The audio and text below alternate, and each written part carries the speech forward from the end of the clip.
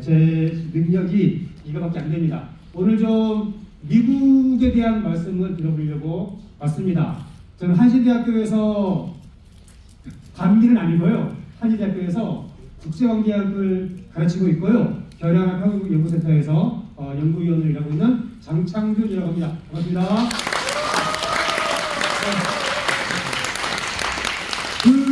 좀 전에 얘기 들었는데 여기에 노동자가 아닌 분이 계시대요.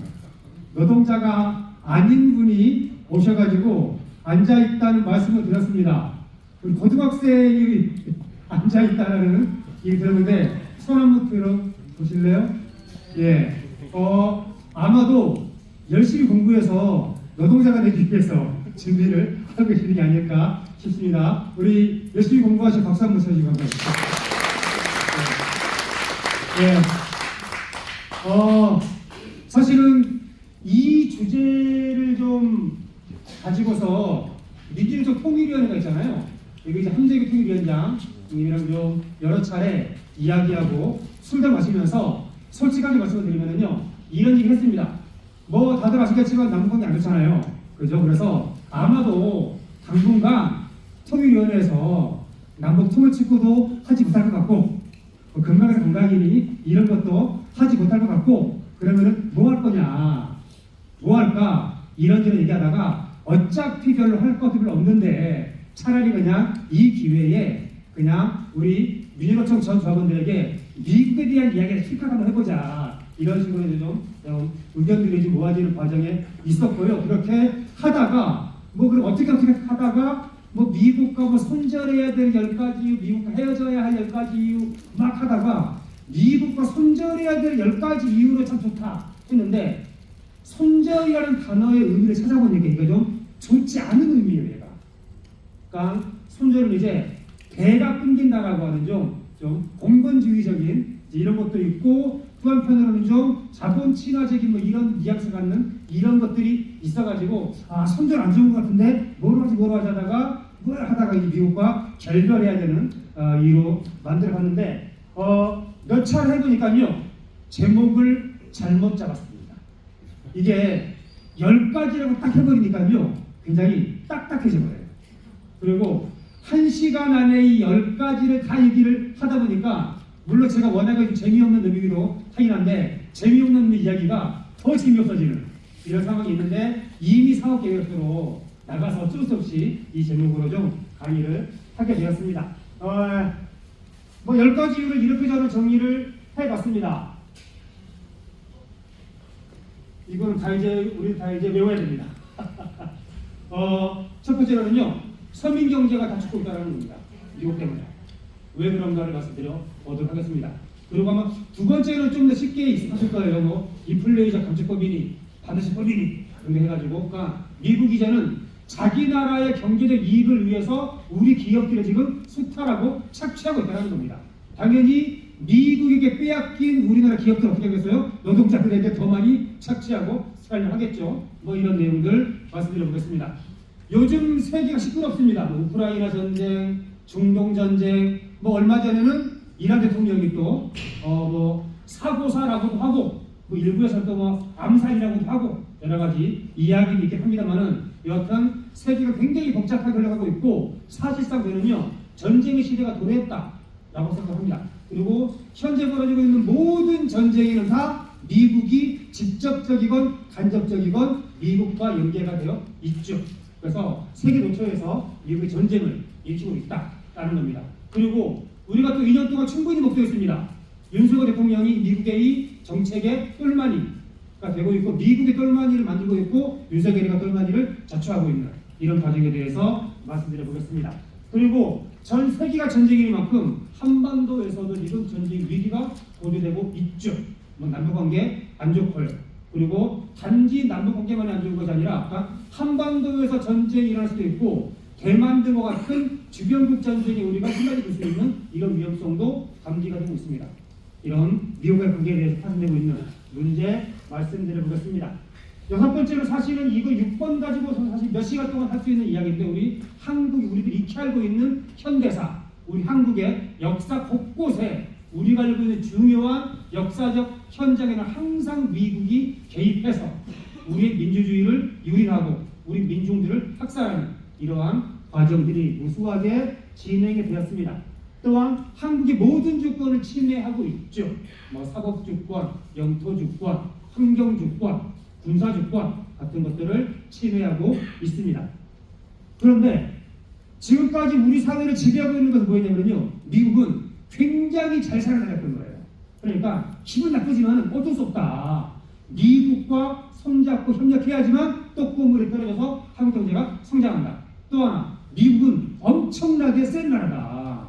미국과 벗어나면 우리들한테는 힘든 것밖에 남지 않는다. 그런데요, 최근 모습은 미국이 워낙 그렇게 세지 않은데, 미국이 곳곳에서 지위가 추락하고 있는데, 미국 경제도 추락하고 있는데, 미국 경제가 굉장히 안 좋네 라는 말씀 드려보도록 하겠습니다. 그리고요, 사실은요, 미국이 물론 우리들 아름다운 밑자를 쓰고 있지만은 가장 추악한 나라입니다. 가장 추악한 나라에 대한 몇 가지 현상적인 모습 정도 말씀을 드려보도록 할 것이고요. 마찬가지로 미국이 지금 종이호랑이로 전락하고 있다. 이제는 미국과 맞짱 떠도 큰 피해 보지 않는다 라는 이런 말씀을 한번 정리를 해보도록 하겠습니다. 예, 그래서 이제 사실은 이제 통일위원회를 얘기할 때 뭔 얘기를 했었냐면요, 우선 이렇게 강의를 진행을 하고 혹시라도 강의가 폭발적으로 지역에서 요청이 들어오면은 나 혼자 다칠 수 없기 때문에 내가 처음에는 그냥 시범 강의 형식으로 진행을 하지만은 어느 정도 시간을 지나면 더 이상 나를 부르지 말고 지역별로 알아서 강사단을 꾸려가지고 한번 이 교육을 활성화시키게 해보자. 그래서 제가 이 말씀을 제가 꼭 드리도록 하겠습니다. 오늘 저는 10가지만 말씀드리려고 하는데요. 예를 들어서 울산에서 해보냐 하니까 10가지가 아니라 50가지가 되네. 해보니까 100가지가 되는 이럴 수도 있잖아요. 그죠? 그래서 만약에 50가지가 되었건 100가지가 되었건 만약에 울산에서 교육을 진행하는데 50가지의 주제를 만들어달라 하면 제가 이것을 만들어드릴 용의가 있습니다. 100가지면 100가지를 만들어드릴 여기도 있습니다. 200가지 충분히 가능합니다. 그러니까요, 저는 이 말씀 드리고 싶어요. 꼭 저를 부르실 것이 아니라 자체안에서 강사단을 구성하셔가지고 울산 모든 노동자들이나 모든 현장에서 이 이야기들을 10분이건 1시간이건 하는 것을 한번 추진해보면 어떨까 하는 제안 말씀드리면서 본격적으로 말씀을 드려보도록 하겠습니다. 자, 첫 번째, 서민경제 다 중단하는 겁니다. 오늘 제가 내려오면서 보니까 연합뉴스에 속보로 이게 떴습니다. 오늘 통계청에서 조사 결과가 나왔는데 가계 소득이 7년 이래 가장 큰 폭으로 감소했다. 이런 겁니다. 그러니까 코로나 때보다 더 심각하다라는 거예요. 그게 왜 그러냐? 물가가 소득에 비해서 물가가 훨씬 더 뛰어 올라서입니다. 우리도 이런 거 많이 봤죠. 고물가, 고환율, 고금리 지금 난리가 나고 있습니다. 총선대 윤석열이 같은 멋진 발언을 했죠. 그죠? 개파한다네. 멋있기 했고 다들 비슷했을 텐데 저는 살다 집회에서 팔을 들고 개파를 들고 고를 외치는 강경파리 저희들을 보게 되는 희한한 세상을 저희들 지금 살고 있습니다. 이런 일이 왜 발생하고 있냐, 이런 문제인데요. 결국 이거예요. 고금리 시대 부채 폭탄. 그거 팀이 나오죠. 그죠? 근데 왜 이러느냐 봤더니 사실 이런 거예요. 그러니까 만약 우리가 부채가 많지 않다면 고금리가 크게 부담이 안 될 수 있어요. 그런데 우리나라 가계부채요, GDP 대비 100%가 넘습니다. 이건 무슨 말이냐면요, 우리나라 모든 국민이 1년 동안 뼈 빠지게 일해서 한 푼도 안 쓰고 다 갚아도 못 갚는다라는 겁니다. 이만큼 엄청난 가계부채가 지금 쌓여져 있는데 이 와중에 금리가 오르고 있으니 난리가 나는 거죠. 안 그래도 원금 갚기도 힘들고 저리로 빌렸을 때 이자 갚기도 힘든데 이 고물가 고금리 시대가 되면서 이자까지 올라가 버리니 난리가 나고 있는 상황인데 이것까지는 뉴스에서 폭탄이 나오는 이야기들입니다. 제가 이제 강조하고 싶은 거는요, 이런 거예요. 첫 번째, 왜 우리나라가 이렇게 가계부채가 널뛰게 되었을까? 이 얘기입니다. 제가 쭉 한번 찾아봤어요. 도대체 왜 그러지? 어떻게 된 거지? 찾다가 여기서 해답을 발견했습니다.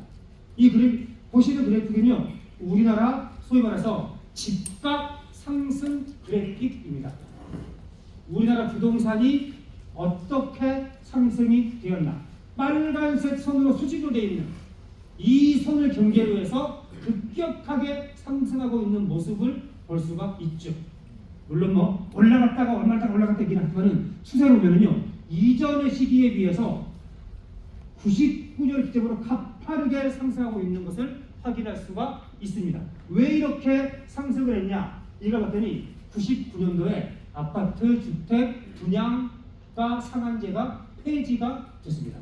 그래서 그 전까지는 어느 정도까지만 가격이 올라가는 완만한 비율이었는데 이 상한제가 폐지가 되버리니 10%, 20%, 30%, 100% 그냥 올라가는 겁니다. 자, 각 부동산이 오르면 어떻게 돼요?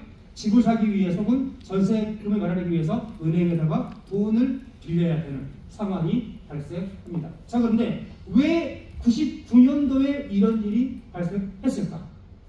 포인트는 여기에 있겠죠. 그 이유는 IMF, 국제통화기금 사태 때문입니다. 아시겠지만은 97년, 98년도에 우리들은 IMF 구제금융을 받았죠. 국제통화기금에서 우리들한테 자금을 빌려주면서 하나의 단서를 받았습니다. 뭐였냐? 결국 한국 경제에서 IMF가 사태가 터진 거는 너희 나라 기업들이 경영을 잘못해서 그런 거야. 그러니 절대 이 돈은 기업들에게는 빌려주지 마 라고 하는 단서를 합니다. 자, 이제 우리나라에서는 이 돈을 받아가지고 이제 은행을 통해 가지고 이 돈을 풀어가지고 경기를 다시 활성화시켜야 되는데, 은행에서는 뭐예요? 돈을 풀어가지고 이자를 받아가지고 회사하려고 다닙니까? 근데 기업에다가는 이 돈을 빌려주지 못하게 막아버린 거예요. 은행은 새롭게 이 돈을 빌려줄 수 있는 창구를 찾아야 합니다. 그리고 정부는 이 돈으로 경제를 살려야 하기 때문에 은행으로 하여금 새롭게 빌릴 수 있는 어떤 통로를 만들어줘야 했죠. 그래서 찾은 것이 바로 이것입니다. 뭐예요? 결국 가계 합격되기는 집, 가계 구성원들에게 돈을 빌려주는 정책을 할 수밖에 없는 상황에 내몰리게 된 것이고, 가계로부터 은행으로 하여금 돈을 빌리게 하기 위해서는 뭐예요? 집값을 올리는 것이 최고의 방법이다. 자, 그러면 뭘 하면 집값이 오를까? 아, 분양가 상한제를 폐지하면은 집값이 오르겠네요. 그래서 99년도부터 급격하게 집값이 상승했고, 그로 인해서 현재 우리는 GDP 100%를 넘는 가계부채 시대를 살고 있고, 이 상황에서 고금리에 처하게 되니까 이제 부채 폭탄이라고 하는 것을 매일같이 뉴스를 통해서 보고 있는 이런 세상을 살고 있다라는 겁니다. 결국 지금의 한국 경제의 가장 중요한 문제 중에 하나는 뭐냐면요, 97년, 98년부터 시작된 국제통화기금의 소위 말해서 이 신자유주의, 이 정책으로 인한 것이 크게 문제를 일으키고 있다라는 것을 확인할 수가 있습니다. 자, 또 하나, 물가만이 아니라 이제 고금리 또 있는 거죠. 이게 미국과 한국의 금리가 똑같진 않지만은요, 비슷한 패턴을 보이고 있죠. 미국이 금리를 올리면요, 한국도 금리를 올립니다. 왜 그럴까요? 이거 역시나 국제통화기금 사태와 관련이 있습니다. 자, 미국이 금리를 올리는데 우리가 금리를 올리지 않으면 어떤 일이 벌어지겠습니까?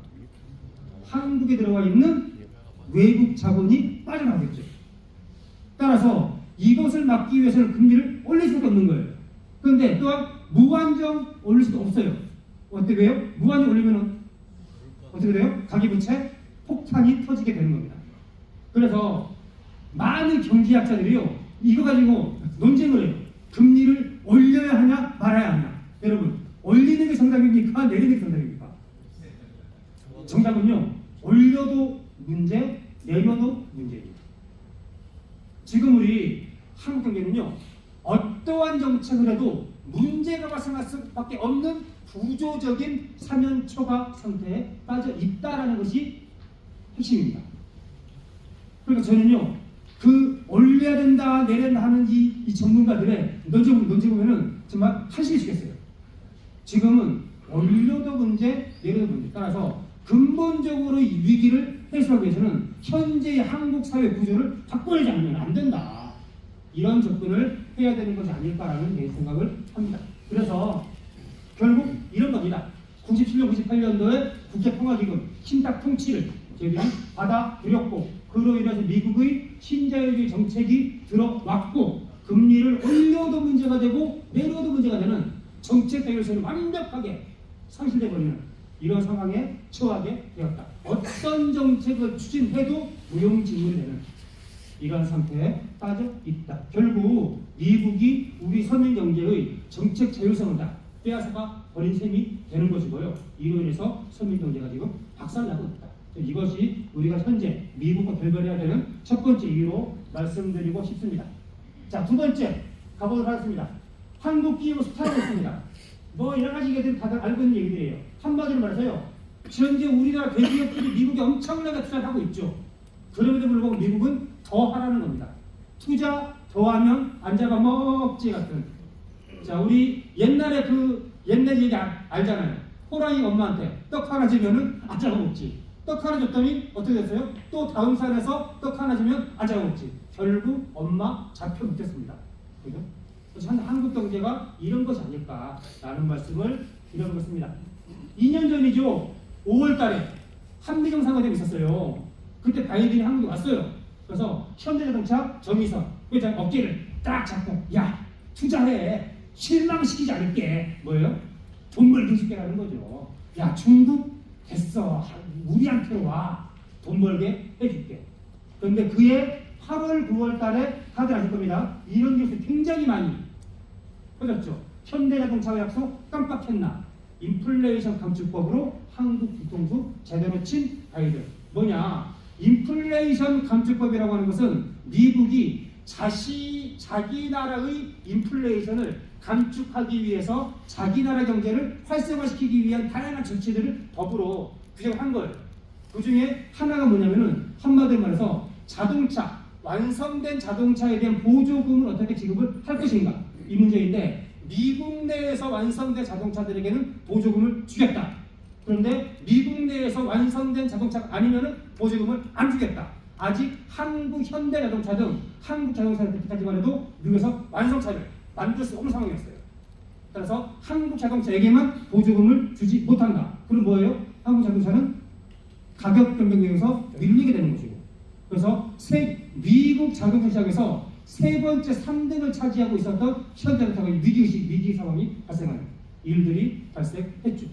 이런 일들이 최근 연도에 일어나고 있습니다. 인플레이션 감축법뿐만이 아니죠. 그래서 윤석열이가 미 재무부 장관 옐런을 만난 거예요. 야 어떻게 너희들이 우리가 이럴 수가 있냐? 우리가 너를 믿고 투자를 하라고 내가 얘기까지 했는데 그래서 한번 이거 해결책을 찾아달라라고 요청을 했죠.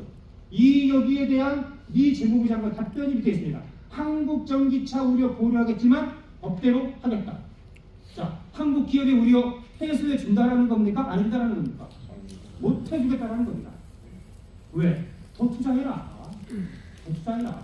이런 겁니다. 올해 2월 달에 나온 뉴스예요. 인플레이션 감축법뿐만이 아니라 미국에서 반도체법이 만들어졌는데 반도체법 보니까 미국이 자국 기업을 먼저 우선 지원하겠다 이런 거예요. 아니 그럼 지금까지 미국에 투자한 삼성전자 어떡하냐. 텍사스에 공장 짓고 있는 삼성은 어떡하지? 올해 2월까지만 해도 이런 얘기가 나왔어요. 그런데 4월 15일 날 이런 얘기가 나옵니다. 아니야. 삼성한테 보조금 준대. 이걸 삼성한테 보조금을 주면은 큰 문제 없네. 장창조 사람 말 틀렸네. 그죠? 이런 거죠. 근데 4월 15일 날 이 뉴스가 나오던 날 미국 상무부에서 이런 보도자료를 내요. 이 보도자료 내용을 자세히 봤더니 삼성전자가 투자한 텍사스주는 최첨단 반도체 개발과 생산을 위한 종합적 생태계로 탈바꿈할 것. 무슨 말 같아요? 원래 투자 계획보다 훨씬 더 많은 돈을 투자하기로 했기 때문에 보조금을 준다는 겁니다. 이겁니다. 그래서 삼성이 미국의 최첨단 공정을 도입하고 첨단 패키지 시설 건립을 약속한 결과로서 보조금을 지급받게 되었다. 그래도 천만다행이죠. 안 그래요? 보조금을 받지 못해가지고 완전히 밀리게 생겼는데 그래도 좀 더 투자를 더 많이 약속을 해가지고 보조금을 받게 되었으니 얼마나 다행스러운 일입니까? 그런데 반도체법 자체를 꼼꼼하게 생각해 봤더니 또 다른 얘기가 가려져 되는 겁니다. 자, 이런 거예요. 삼성전자가 보조금을 수령한 다음에는 10년 동안 우려국, 당연히 중국, 러시아, 북한 이런 나라들이겠죠. 우려국에서 반도체 생산 능력을 조금이라도 실질적으로 확장시키면 없어. 전액 다시 환수할 거야. 이런 거예요. 뭐예요? 미국이라고 투자해 너희들, 중국, 러시아 안 돼. 못을 가버립니다. 두 번째, 10년간 반도체 생산 능력 5% 확장하지 마. 뭐예요? 자기 반도체 기업들을 확장시키겠다는 거예요. 너희들의 더 이상은 5%는 하지 마. 또 10%는 하지 마. 만약에 너희들이 그동안 만약에 너희들이 이와 같은 것을 해가지고 보조금을 수령하게 되면은 이 보조금은 절대로 다른 나라에서는 쓰지 마. 뭐예요? 미국 내에서만 써. 자, 그러면 이 보조금은 삼성이 받는 보조금입니까? 아니죠. 미국 경제를 위한 보조금인 거예요. 결국 앞서 4월 달에 설령 표면적으로는 삼성이 미국으로부터 보조금을 지원받았다고 하더라도 큰 차이는 없는 거네. 결국 미국 안에서만 감지가 되는 것이고 사용할 수가 있는 것이고 삼성전자의 생산 계획은 독자적으로 추진할 수가 없는 결국 한국 경제 기업을 수탈하는 이런 과정. 우리나라 언론들이 이런 얘기 많이 해요. 그래서 삼성과 대만의 TMMC가 싸우고 있다. 이건데요. 싸우고 있는 것이 본질이 아닌 거예요. 삼성도 TMMC도 미국으로부터 빼앗기고 있다. 조금 더 덜 빼앗기기 위한 정책을 벌이고 있는 거죠. 이게 이 사태의 본질이다라고 말씀드릴 수가 있습니다. 그래서 옛날에 이제 경제용어로 이런 게 있었어요. 좀 큰 나라들이 가까운 나라들, 주변에 있는 가까운 나라들을 못 살게 물어가지고 근린 궁핍화, 가까운 나라를 가난하게 만들어서 레벨을 채우는 이런 걸 이제 근린 궁핍화 정책이 전략이라고 했었는데 최근에는 뭐예요? 동맹 궁핍화, 동맹국들을 빨아가지고 자기를 채우는 이런 전략을 추진하고 있다. 그래서 저는 두 번째 미국과 결별해야 되는 이유로 미국은 자기 나라 경제 이익을 위해서 우리 한국 기업을 수탈하고 있다. 옛날에는 미국 경제가 잘 나갈 때는요, 미국 경제가 활발하게 돌아가면서 떨어지는 떡고물로 저희 기업들도 먹고 살고 우리나라도 성장하는 이런 시절이 있었어요. 근데 지금은 미국 경제가 떡고물에 떨어지는 것이 아니라 우리의 피를 빨리고 있는 이런 새로운 상황을 맞이하고 있다. 더 이상 미국과 경제 협력을 할 이유는 사라졌다라는 얘기가 나중에 될 것 같습니다. 세 번째 말씀드려보겠습니다. 이거는 워낙에 일단 뉴스에 많이 나오는 것들이라서요. 간단하게만 몇 가지만 핵심적으로 말씀을 드려보겠습니다. 우크라이나 전쟁이 2년이 넘는 정도 2년하고 벌써 지금 4개월째, 3개월째 진행이 되고 있습니다. 우크라이나 전쟁 다들 아시겠지만은 미국의 대서양 동맹이라고 하는 나토 동맹이 조금씩 우크라이나와 러시아 방향으로 확장되는 이 과정에서 발생한 전쟁입니다.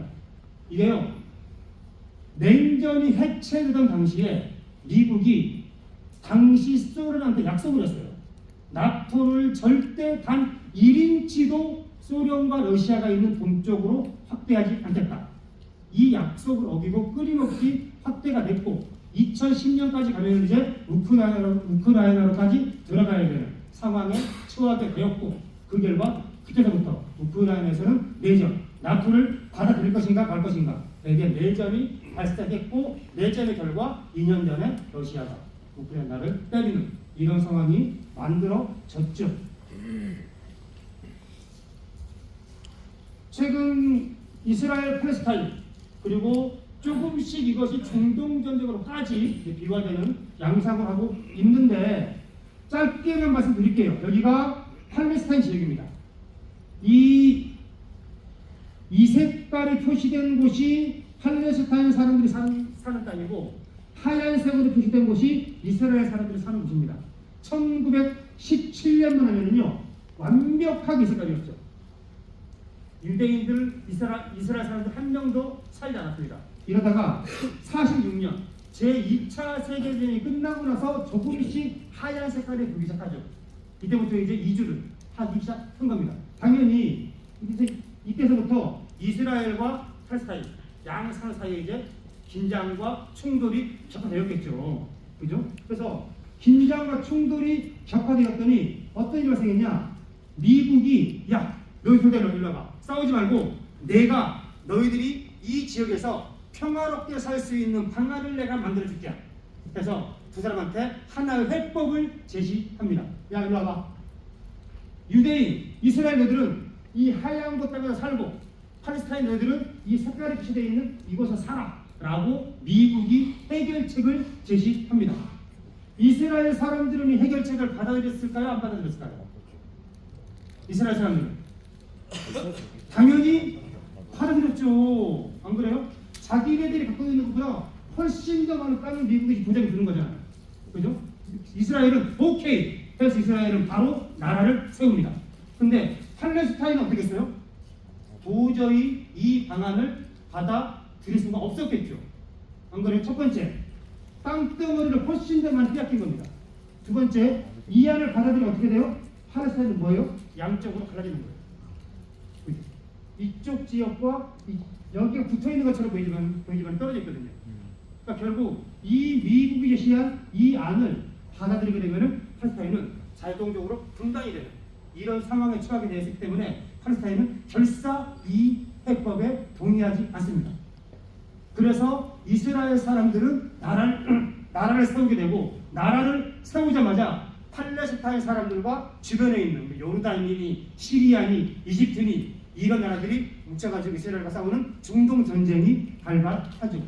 중동 전쟁 발발 결과 빼앗기고 이런 과정이 계속해서 심화가 된 겁니다. 물론 작년 10월 17일 팔레스타인 하마스가 먼저 때린 건 맞아요. 근데 어쨌거나 이 전쟁의 근본적인 원인은 뭐예요? 미국의 잘못된 해법에 있었죠. 결국 이스라엘 팔레스타인과 중동 사태의 원인 역시는 뭐예요? 미국의 성향이, 미국의 개입의 결과였다라고 볼 수가 있습니다. 2022년입니다.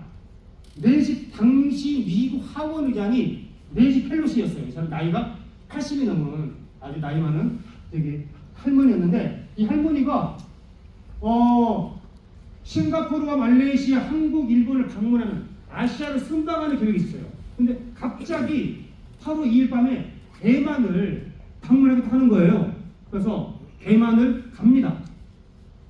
낸시 펠로시를 실은 비행기가 대만을 향해 가는데 그 뒤에요 중국 전투기 대대가 쫓아옵니다. 그리고 대만 인근 해변에는요 중국 항공모함과 미국 항공모함이 모입니다. 이게 2022년 8월달 일이거든요. 사실은요 굉장히 위태로운 상황이었습니다. 뭔 말이냐? 중국은 낸시 펠로시의 대만행을 결사 저지하려고 했던 겁니다. 물론 끝내야지 저지하게 되면 이제 저지가 가는 것이기 때문에 그런 일이 발생하지는 않았는데 이 얘기는 무슨 말이냐? 자, 우리가 알고 있는 지금 이 지구상에는요 중국이라는 나라가 두 개가 있어요. 사실은 우리가 지금 중국이라고 부르는 중화인민공화국이 있고 우리가 지금 대만이라고 부르는 중화민국이 있죠. 우리가 보통 장개석이 세운 나라가 중화민국, 박택등이 세운 나라가 중화인민공화국이었는데 79년에 지금의 중국과 미국이 수교하기 전까지는 미국은 대만, 중화민국과 수교 상태에 있었어요. 근데 미중 관계 정상화를 추진할 때 중국이 내세운 원칙이 하나 있었습니다. 뭐였냐? 야 미국 있잖아. 지구상에 중국은 한 개밖에 없어. 이 말이었어요. 즉 미국 네가 중국인 나와 수교를 맺게 되면은 미국은 대만을 국가로 인정하면 안 돼. 이런 거였던 거예요. 그래서 미중 수교와 동시에 미국은 대만과 단교했죠.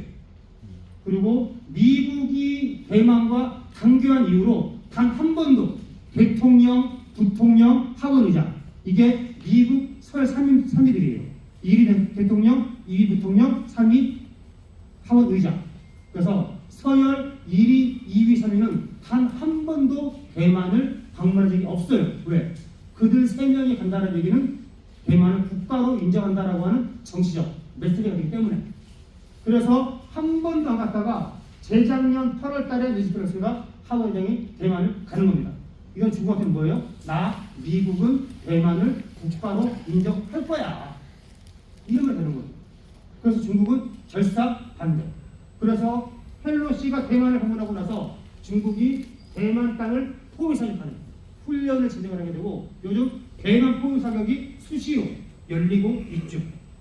결국 미국이 하나의 중국 원칙을 포기한 결과 대만 사태가 굉장히 악화되고 있다라는 얘기가 가능해 됩니다. 미국이 손대는 것마다 해서 전쟁이 일어나고 있다 이거요. 이게 요즘 우리나라에는 많이 보도가 안 되는데 작년 7월달에 서아프리카 지역에서요 니제르라고 있죠. 니제르 NIGER 니제르가 아니라요 니제르라는 곳인데 여기서 쿠데타라고 생각합니다. 근데 니제르에서 발생한 쿠데타는요 우리가 익숙한 박정희 쿠데타, 전두환 쿠데타와 같은 그런 쿠데타가 아니었어요. 여기는 제국주의를 반대하는 반제적 성격의 쿠데타. 그래서 프랑스 정권을 몰아내고 민족 자주적인 정권을 세우기 위한 쿠데타가 발생합니다. 그런 유사한 쿠데타가 이 빨간색이 칠해져 있는 이 나라들에서 최근 2, 3년 사이에 일어나고 있어요. 그래서 작년 7월달에 니제르 쿠데타가 발생한 이후에요. 놀라지 마세요. 작년 12월달에 프랑스 대사랑 프랑스 군대가 다 철수했습니다. 그리고 니제르에 1000명 정도의 미군 드론 기지에 미군 1000명 정도가 지금 낮에 지대가 되어 있는데 올해 9월까지 미군도 철수하기로 약속이 되어 있습니다. 여하튼 이런 일들이 벌어지고 있는데 작년 7월달에 니제르에서 쿠데타가 일어나자 이쪽에 밑에 있는 나라들을 소위 말해서 친프랑스 정권들이었어요. 그래서 이 나라들이 연합을 해가지고 여기를 쳐들어가서 반대 정권을 무너뜨리고 다시 친프랑스 정권을 복귀시키기 위한 군사적 움직임을 준비하다가 이쪽 지역에 있는 소위 국민들의 반전 시위 때문에 끝내 군사기동을 하지 못하는 이런 일이 발생했었거든요. 그러니까 작년 8월 달에 서아프리카에서 전쟁이 날 뻔했던 겁니다. 다행히 전쟁이 일어나지 않았는데 밑에 있는 이 기사는 뭐냐면은 올해 1월 달 미국에서 나온 기사입니다. 미국이 이쪽에 있는 이 아프리카 해변 땅 이 지역에 드론 기지를 배치하려고 하고 있다는 겁니다. 다시 서아프리카 지역에 전쟁의 불씨를 지피고 있는 상황들을 확인할 수가 있죠. 자, 미국이 여러 곳에서 전쟁에 미치고 있는데 맨 위에 편은 뭐냐면요 2, 3년 전의 무기 가격과 작년의 무기 가격의 차이입니다. 하나 보시겠어요? 스티브 미사일 2000년 정도만 해도 개당 12만 달러 하던 거를 작년에 40만 달러에 팔고 있다는 겁니다. 엄청난 가격 올려치기를 하고 있다는 거죠. 대부분이 그래요. 브래들리 장갑차, 패트리어트 미사일, 패트리어트 시스템. 패트리어트 시스템 같은 경우는 2억 달러짜리가 10억 달러, 무려 5배 뻥튀기해서 장사를 하고 있다라는 거죠. 그래서 2002년 10월부터 작년 9월까지 미국 판매 규모가 이렇게 됐고 16%가 증가했고 그 이전 시기랑 비교를 해봐도 미국의 수출이 10% 증가했고 뭐예요? 전쟁을 일으켜서 무기를 팔아먹고 있는 이런 과정들이 확인되고 있습니다. 결국 미국은요 손대는 곳마다 해서 전쟁이 일어나고 있고 그 전쟁으로 미국은 무기 팔아서 장사를 하고 있다라는 거죠. 이런 미국과 우리가 굳이 길게 의견을 유지할 필요 있을까라는 겁니다. 네 번째 말씀드리겠습니다. 신냉전 똘마니를 만들고 있다. 이거 다들 알고 계실 텐데 흐름만 간단하게 말씀을 드려보겠습니다. 이제 윤석열이가 출마한 지 이제 2년이 조금 넘었습니다. 여러분들 굉장히 길어 보이지만요. 고작 2년밖에 안 지났습니다만은 재작년 5월 10일 날 윤석열 정부가 취임을 했어요. 근데 한미 정상회담이 5월 21일 날 열립니다. 취임하고 며칠 만에 열리는 거예요? 11일 만에. 여러분, 이거는요, 있을 수가 없는 일이에요. 그리고 있어서도 안 되는 일이에요. 뭔 말이냐? 아무리 작은 나라도요, 그 나라의 새로운 정부가 취임하면은 그 나라가 지금까지 했었던 외교 정책 쭉 보고를 받고, 그 다음에 그 보고에 기초해서 우리는 그러면은 이러한 전략과 이러한 목표 아래 미국이랑 중국이랑 러시아랑 일본이랑 어디랑 하자. 최소한 2~3달 정도는 계획을 세운 다음에 그 다음에 그러면은 미국이랑 뭐하자, 중국이랑 뭐하자, 이런 등등이 이루어지는 거예요. 11일 만에 한미 정상회담이 열렸다는 말의 의미는 뭐냐면요, 윤석열은 아무런 준비를 하지 않은 상태에서 바이든을 만났다는 거예요. 자, 윤석열이가 사실은 바이든을 만난 게 아니라요, 바이든이 온 거예요. 전날 바이든이 일본에 올 일이 있었어요. 일본 온 김에 윤석열 잠깐 건너갈게 기다려 해서 바이든이 건너온 겁니다. 건너와서 아까 봤었던 현대 정기석 아까 즐기면서 했던 것이고, 윤석열을 만나서 뭘 했냐, 이걸 합의를 봤어요. 앞으로 한미동맹을 글로벌 포괄적 전략동맹으로 격상시키기로 합의를 했어요. 와, 글로벌 포괄적 전략동맹 말들이 있잖아요, 그죠? 근데요, 포괄동맹 노무현 때부터 했던 얘기예요. 안 중요해요. 전략동맹 이명박 때부터 했던 얘기예요. 안 중요해요. 최초로 등장한 새로운 단어가 뭐예요? 글로벌 동맹입니다. 이제 앞으로 한미동맹은 글로벌하게 나가는 겁니다. 이거를 합의하기 위해서 바이든이 온 겁니다. 그리고 윤석열은 아는지 모르는지 오케이 한 거죠. 그죠? 자, 5월달에 이 일이 있고 나서요, 6월달에 윤석열이가 나토 정상회의에 참석을 해요. 나토 정상회의는 대서양을 사이에 두고 있는 유럽과 미국, 얘네들의 정상회의거든요. 단 한 번도 한국 대통령이 참가한 적이 없어요. 그런데 2012년 6월달에 갑자기 윤석열이가 나토 정상회의에 간대요. 사람들이 저한테 물어봐요. 교수님, 윤석열이가 왜 가는 거예요? 저희 대표님 모르겠습니까? 글로벌이잖아요. 글로벌 동맹이기 때문에 이제 윤석열이는 어디를 가더라도 하등 이상할 것이 없는 상황인 거죠. 자, 다른 말로 표현하면요, 윤석열이를 여기에 데려가기 위해서 5월달에 바이든이 온 겁니다. 그래서 글로벌 동맹으로 한미 동맹을 격상시킨 거예요. 윤석열이를 여기로 데려가기 위해서 바이든이 직접 한국까지 올 정도였으면은 나토 정상회의가 꽤 중요한 회의였겠죠. 그죠? 이때 나토 정상회의에 섭외된 게 바로 이겁니다. 당시요, 나토 국가가 30개였어요. 그리고 아시아의 한국, 일본, 호주, 뉴질랜드 4나라. 그래서 34개국의 정상들이 모여서 이거를 합의를 합니다. 자, 다 모여봐. 있잖아, 러시아는 유럽 대서양 지역의 가장 중대하고 당면한 위협이야. 맞죠? 우크라이나를 때리고 있으니까. 자, 다 모여. 지금 우리가 손잡고 싸워야 할 대상은 러시아야. 오케이? 오케이. 자, 근데 두 번째, 우리가 러시아랑 싸워서 이겼다고 해서 끝나는 게 아니야. 중국은요, 규칙 기반 국제 질서를 파괴하는 체제 차원의 도전 국가라고 합의를 봤어요. 러시아가 더 나쁜 놈이라는 겁니까? 중국이 더 나쁜 놈이라는 겁니까? 중국이 훨씬 더 나쁜 놈이라는 거잖아요. 안 그래요? 러시아는 그냥 유럽에서 우크라이나 때리는 이 정도인데, 중국은 뭐예요? 세계 질서를 완전히 파괴하려고 하는 아주 나쁜 놈이라는 거예요. 그래서 러시아와 싸워서 이긴 다음에 우리가 또 싸워야 할 놈은 이놈이야.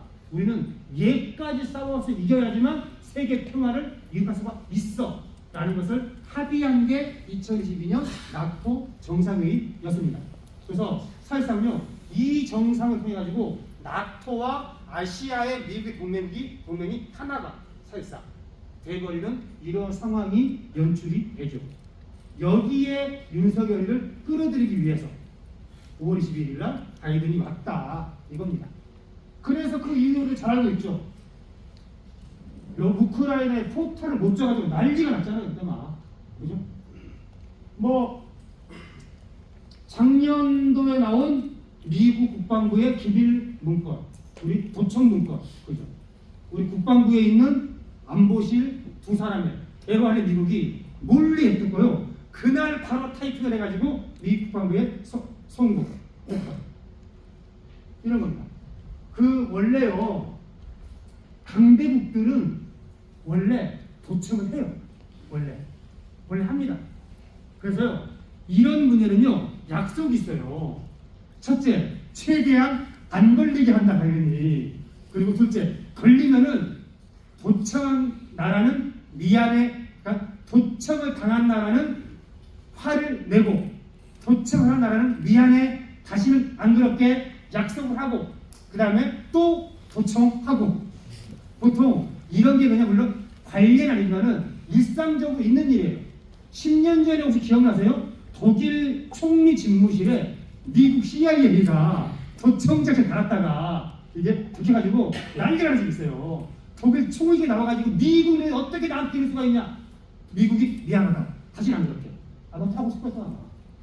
근데 이런 일이 벌어졌는데요. 유일하게 우리가 국방안보실에 1차장 김태우가 이런 말을 해요. 동맹국인 미국이 우리에게도 악의를 가지고 있다는 청원을 받게 되지 않는다. 악의가 없으면은 도청해도 상관없다.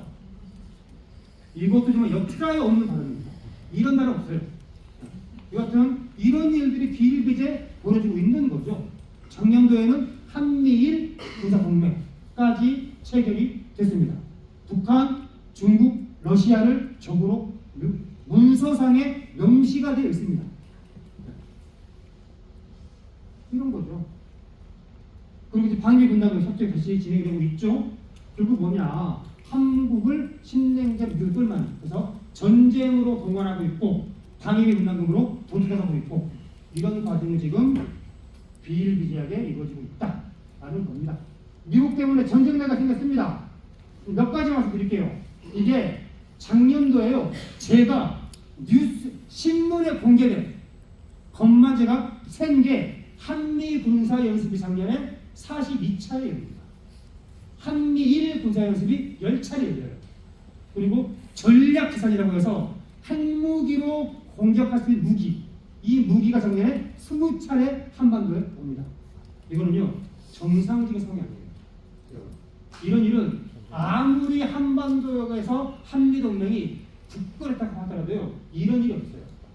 작년에 365일 중에서 200일이 넘는 기간 한미 군사 훈련이 진행이 됐습니다. 다른 건 동영상 어때요? 제가 올해도 제가 쓰고 있습니다.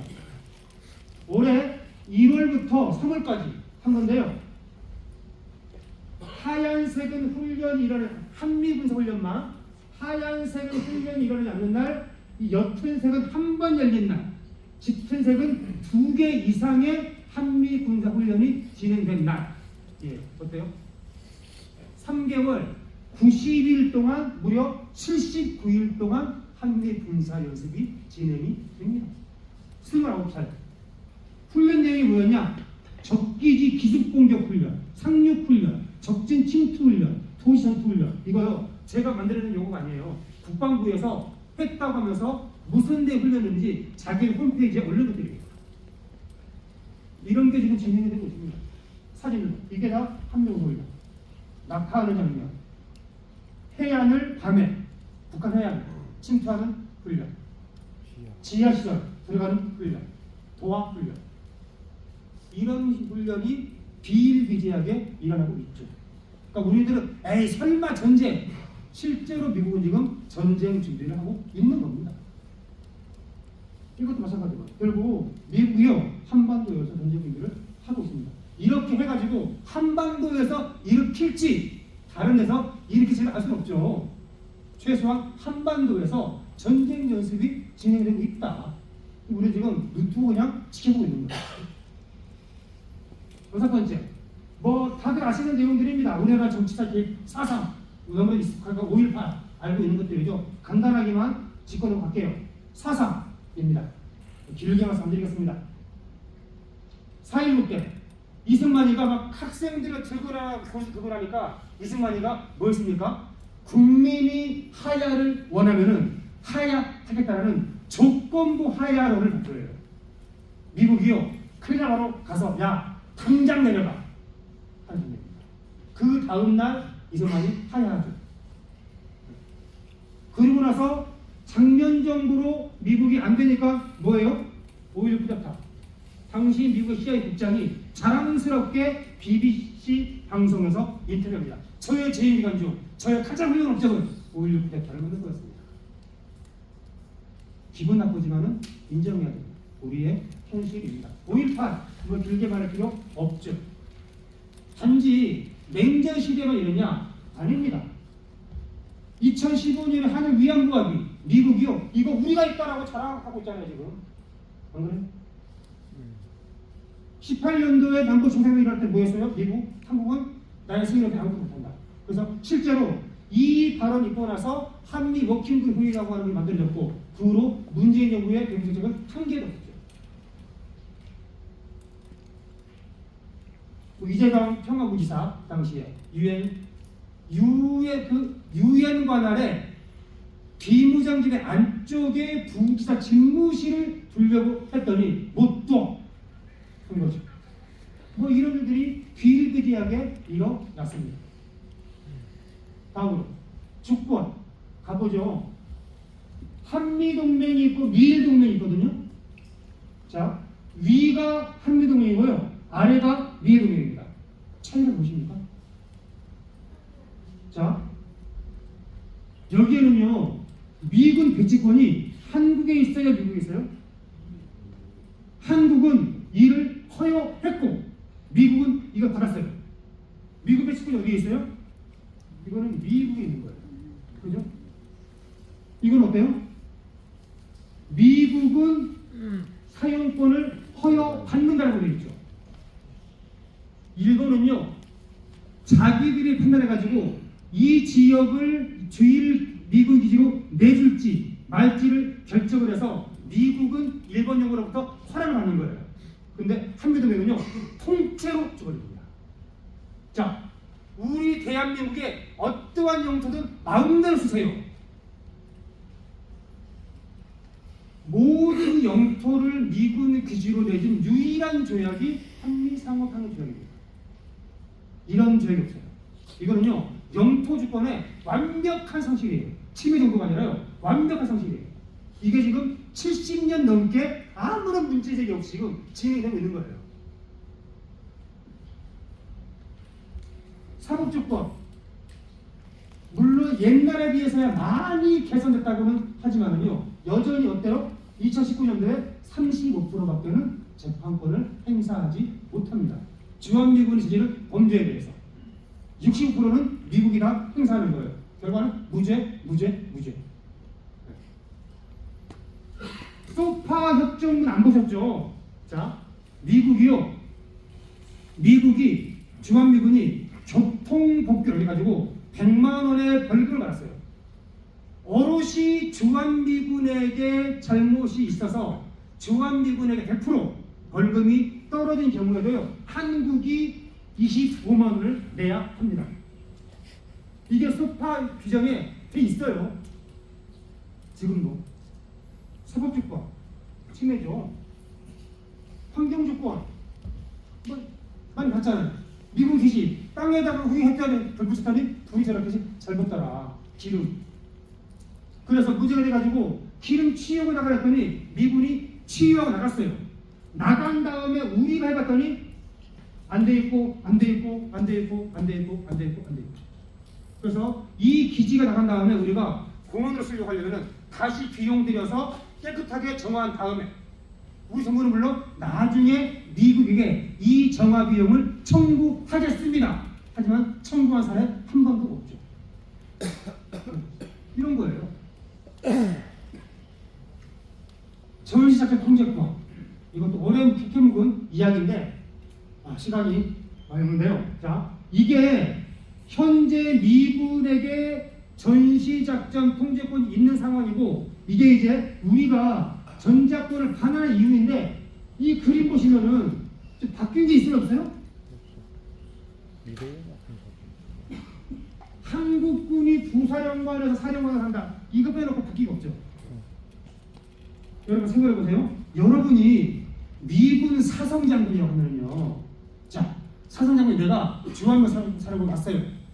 근데 내가 한국 사성장군의 작전 통제를 받는다. 나랑 바뀌었습니까? 맞습니까? 여러분들이 미군 장성이라는 거. 똑같은 별, 똑같은 계급의 한국 군인의 작전 통제를 받겠어요, 안 받겠어요? 안 받아요. 이거는요. 무슨 말이냐? 전시 작전 통제권이요. 제대로 행사가 되기 위해서는요.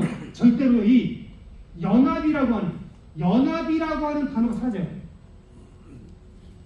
전작권이 환수된 가면은요. 한국은 한국대로 작전권을 행사하고 미국은 미국대로 작전권을 행사하는 두 개의 체계로 나뉘어져야지만 전작권은 의미가 있는 거예요. 이거는요. 전작권 형식적으로는 환수됐을지언정 내용적으로는 환수 안 됩니다.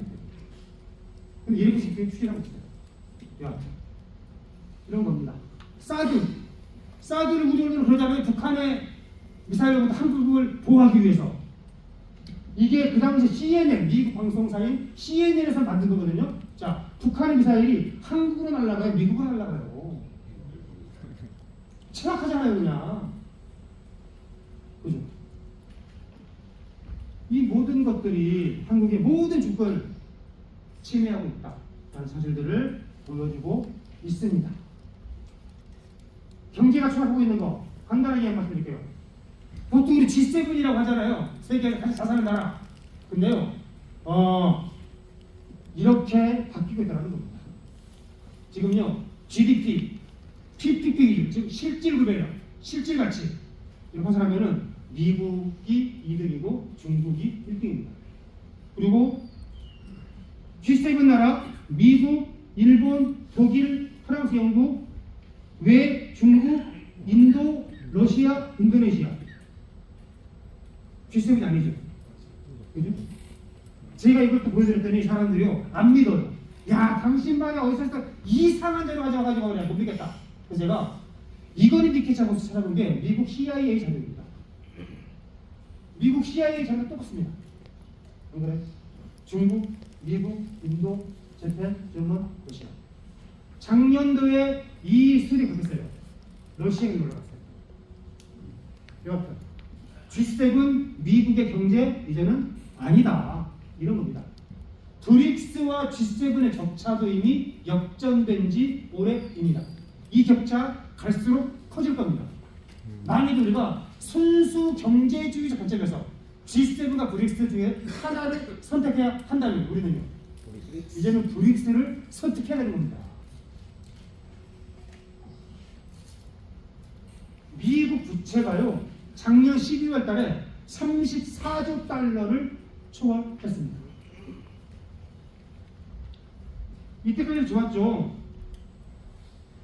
2000년부터 급격하게 미국 부채가 상승을 하고 있습니다. 이제 미국이요 자기 나라 부채 해결하는데도 위험한 상황에 처해져 있습니다. 결국 미국은 물론 제2차 세계대전 이후에 세계에서 가장 큰 부를 형성했었던 그 미국 경제가 지금은 추락하고 있다라는 사실입니다. 9번째 가볼까요? 이거는 이따가 보여드리고 싶어요. 가장 추악한 나라 말씀드리겠습니다. 미국이 인디언 학살하고 서거진 나라라는 걸 다들 잘 아시잖아요. 옆에 오른쪽에 커다란 탑 같은 게 있지 않습니까? 지금 뭐 같아요? 버팔로 뼈입니다. 미국이 인디언만 학살한 게 아니라요. 1년 반 동안 5천만 마리의 버팔로를 다 죽였다고 해요. 그러니까 사람만 학살한 것이 아니라 그 아메리카 땅에 있는 생명체를 다 학살했다. 이렇게 세워진 나라가 미국이었죠. 그죠? 최근에 이스라엘이 하마스를 때린다는 명목으로 팔레스타인 사람을 무지하게 때리고 있죠. 저 무기가요, 왠지 무기는 좀 아름다워 보이지 않습니까? 좀 신기해 보이고, 저게 백린탄이라고 하는 무기예요.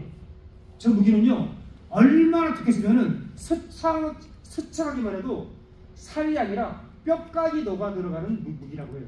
저도 안 맞아봐가지고 모르겠는데 그렇다고 해요. 그래서 국제법에서는요, 저 무기는 사람에게는 사용하지 말아라 라고 규정을 한 무기예요.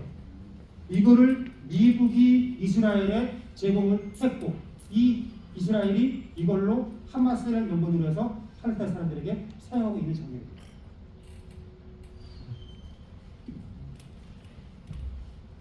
요즘 라파지구라고 해서 이제 그 팔레스타인 민간인이 가장 많이 지켜져 있는 이쪽에 이스라엘이 계속 때리고 있잖아요. 이거는 전 세계적으로 모든 나라들이 다 반대하고 있어요. 절대 라파 지역에 있는 팔레스타인 난민들은 때리지 말아라. 미국도 때리지 말아라 하고 있어요. 근데 얼마 전에 이란이랑 이스라엘이랑 군사 충돌이 벌어졌었죠.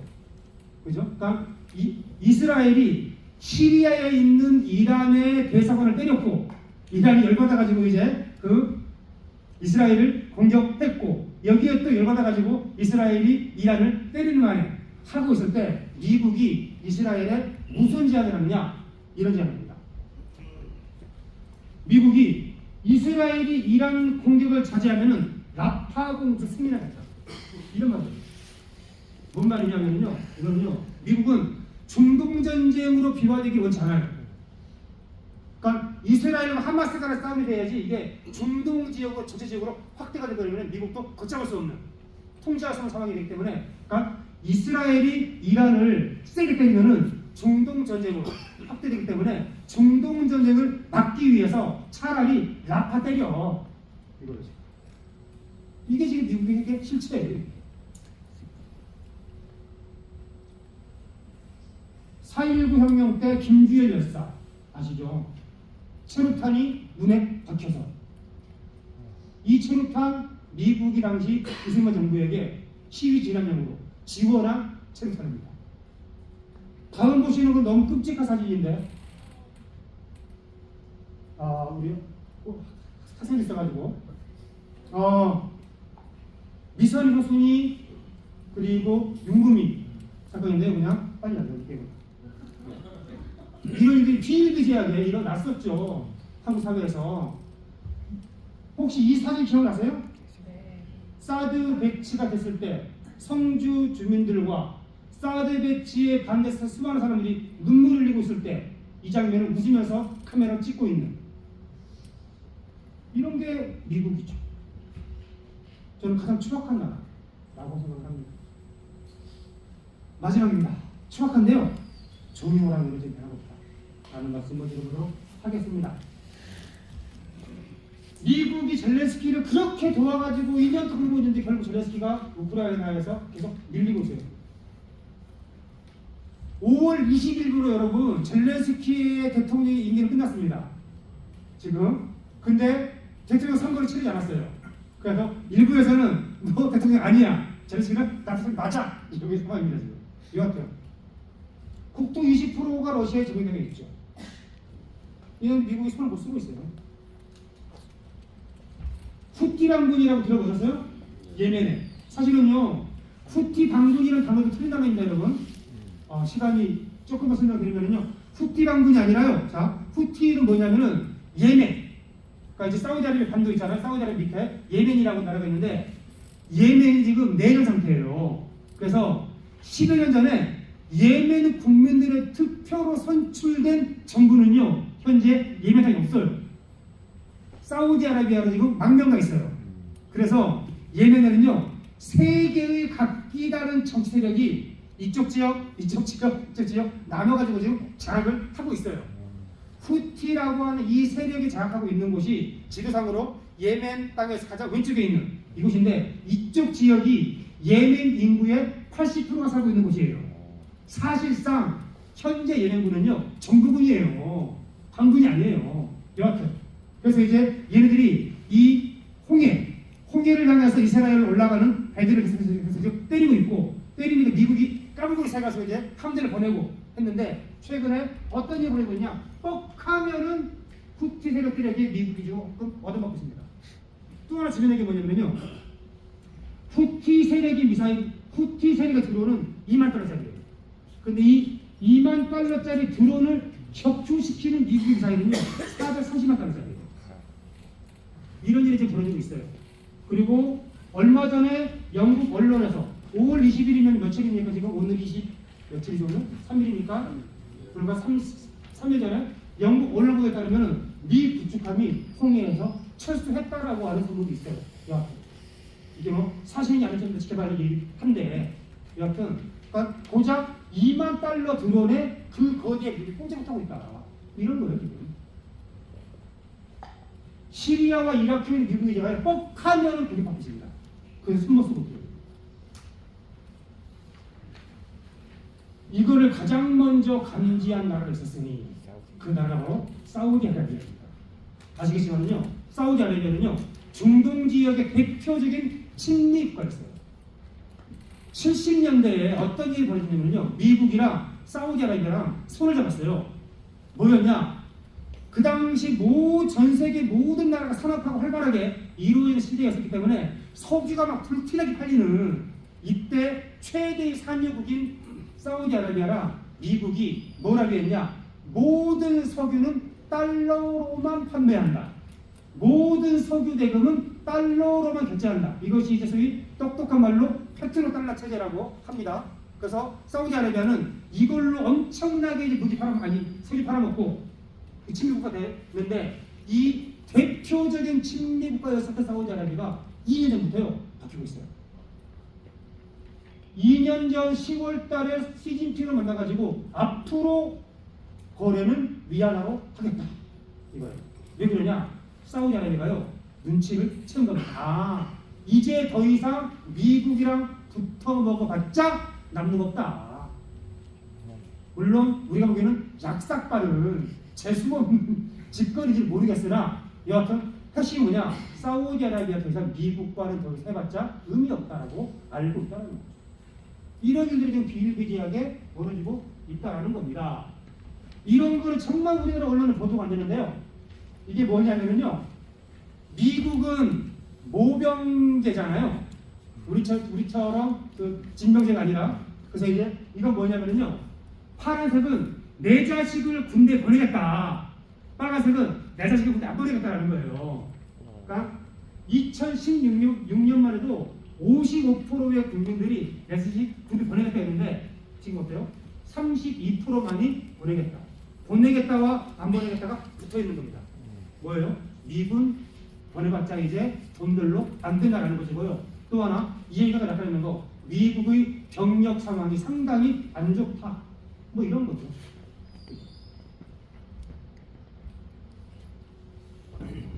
미국은 지금 최첨단 무기체계 경쟁에서도 밀리고 있습니다. 사실 핵과미사일은요 옛날 무기예요. 최근 가장 최첨단 무기체계는요 극초음속 미사일이라고 해요. 얘는 워낙에 빨라가지고 얘의 규칙을 다 알고 있어도 미처 여기를 못해요. 극초음속 미사일을 보유한 네 나라가 있습니다. 혹시 여러분 대륙간 탄도미사일을 보유한 네 나라는 혹시 알고 계세요? ICBM?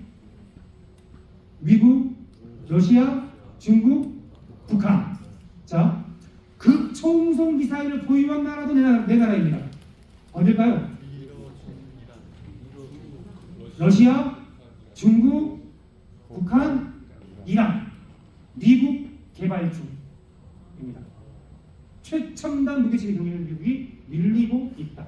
그러니까 정치, 경제, 군사 다양한 영역에서 미국의 힘이 빠지고 있다. 제가 여기서는 안 보여드렸는데 만약에요 미국이 종이호랑이라는 것이 세계 만천하에 드러나는 순간 가장 먼저 어떤 일이 발생할까? 여러분, 미군 기지가 전 세계에 있어요. 아까 시리아와 이라크 등지에서만 지금 미군 기지의 타격을 받고 있는데 아마 종이호랑이라는 것이 만천하에 확인되는 순간 세계 도처의 미군 기지가 공격을 받을 겁니다. 그랬는데 불구하고 속수무책 당하고 있는 것이 현재의 미국의 모습이다. 자, 한번 정리해 볼까요? 첫 번째, 서민경제 박살나고 있다. 미국 때문에. 두 번째, 한국 기업을 수탈하고 있다. 세 번째, 세계 도처에서 전쟁을 일으키고 전쟁으로 돈 벌고 있다. 네 번째, 우리 한국 정부를 신냉에 똘마니 만들고 있다. 다섯 번째, 한반도에서까지 전쟁을 일으키려고 하고 있다. 여섯 번째, 한국의 모든 정치 현사에 개입을 했다. 앞으로도 할 것이다. 그 다음으로 우리의 모든 주권을 박탈하거나 침해하고 있다. 여덟 번째, 미국 경제 추락하고 있다. 아홉 번째, 뭐였죠? 네, 미국은 추악한 나라이다. 열 번째, 그런 미국이 옛날에는 무서웠는데 이제는 무서워할 필요 없다. 입니다. 한 시간만 하셨는데, 자, 정리하겠습니다. 다들 아시겠지만은 우리 한국 현대사는요 항쟁의 역사였어요. 동학농민운동, 그죠? 해방 직후에 4.19, 뭐 5.18, 뭡니까 87년, 2000 언제 촛불 등등등등 무수히 많은 중요한 현대사마다 우리 민중이 항쟁으로 민주주의를 발전시켜 왔었죠. 그죠? 이제는요 그러한 과정이 단지 민주주의를 발전시키는 것이 아니라 우리는 민주주의를 발전시키고 한계에 봉착할 수밖에 없다는 것을 우리들은 문재인 정부를 통해서 똑똑히 확인했습니다. 촛불이라는 어마어마한 수백만 명의 시민들이 그 한개월 동안 몇 달 동안 그 개고생해가지고 결국 새로운 정부를 세웠는데 결국 도루함이 타불이 되는구나. 그러면은 그 상황을 무한정 반복할 것이 아니라 이제라도 새로운 한국 사회를 건설하기 위한 우리의 움직임을 가져가야 되는 게 아닐까라는 문제의식입니다. 결국은요, 한국이 미국과 결별했을 때, 그리고 한국이 미국과 결별하고자 하는 흐름들이 만들어졌을 때, 그 흐름들을 만들어낼 수 있는 세력들이 구축이 되었을 때 진정한 한국 사회의 발전은 보장이 되는 것이고 굉장히 암울하게만 느껴지는 한반도의 위기도 그 힘으로 뽑을 수 있다라고 생각을 합니다. 마지막 결론입니다. 아마 노동자들만큼 한국 사회에서 가장 크고 강력한 집단을 생각하고 있는 사람이 없죠. 그리고 노동자만큼 미국이 만약에 가장 큰 고통 속에서 살아가고 있는 게 없습니다. 따라서 새로운 사회 체제의 것을 가장 갖고 있는 노동자들이 미국과 결별하기 위한 준비를 하고 났을 때 비로소 한국 사회의 진정한 발전이 가능하지 않을까 하는 것을 드리면서 제 얘기 마치겠습니다. 고맙습니다.